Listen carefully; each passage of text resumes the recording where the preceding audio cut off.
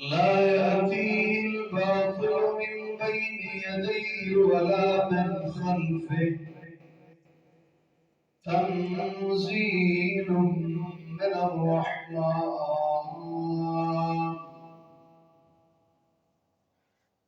شهادة أن لا إله إلا الله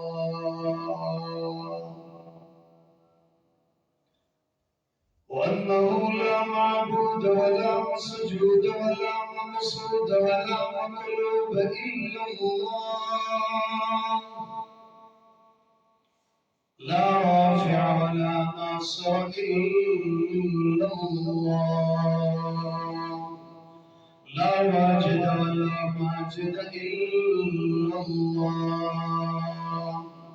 لا خالق ولا مالك إلا الله،